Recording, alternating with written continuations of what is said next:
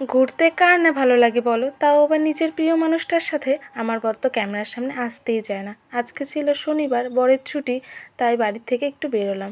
আমাদের বেরোনোর মূল উদ্দেশ্যই ছিল আমি একটু পার্লারে যাব, গিয়ে থ্রেডিং করাবো। সেটা করেই সোজা স্টেশনে চলে গেলাম। ওর সময়ের অভাবে আর কাজের প্রেশারে আমাকে তো সেরকম কোথাও ঘুরতে নিয়ে যেতে পারে না, তাই শনিবার যেদিন ছুটি থাকে সেদিনই টুকটাক আমরা আশেপাশেই কোথাও ঘুরে নিই। আজকের ওয়েদারটাও এত সুন্দর ছিল না, খুব ভালো লাগছিল।